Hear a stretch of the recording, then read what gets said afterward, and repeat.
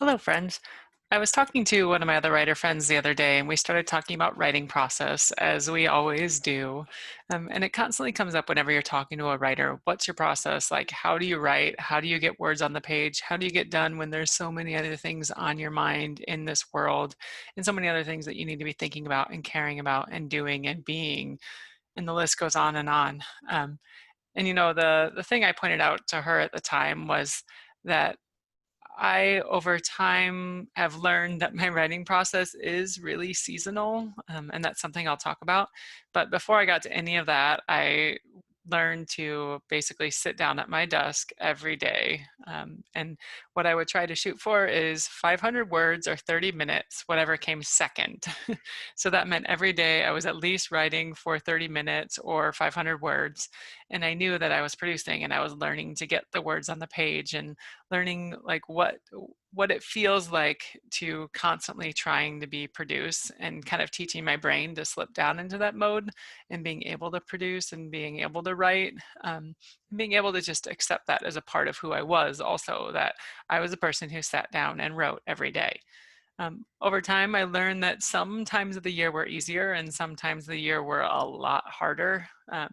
And so that's when I started to realize that for me, really being aware of how the different seasons and the different time periods affect my writing is super important.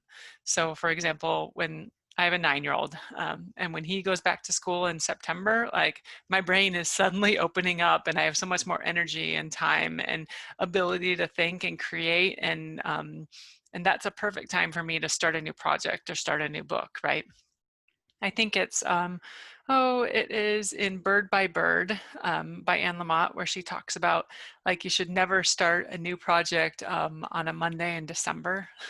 So just knowing that like there's times of the year that are good for you and then kind of figuring out when those are.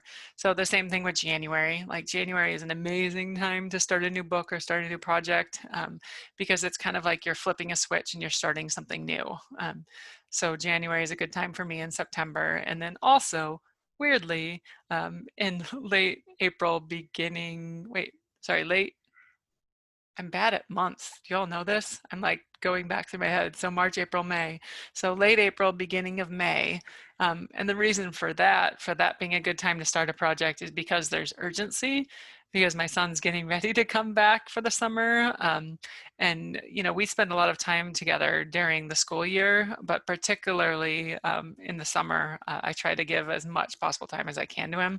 So I think being able to have that sustained creative time is a lot more difficult during the school year, or when I have all these other things that I'm doing too. So knowing those seasons and knowing when is a good time for me to write new work has been really important.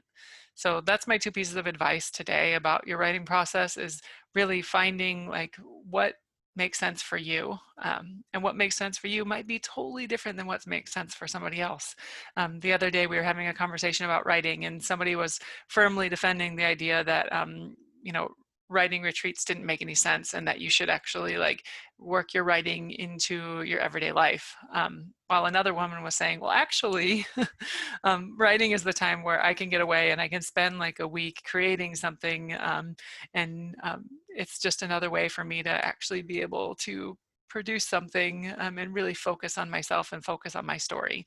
So it's okay, whatever makes sense for you. Just find the thing that feels comfortable and the thing that makes it possible for you to lead like a happy, enjoyable, productive writing life. Thanks.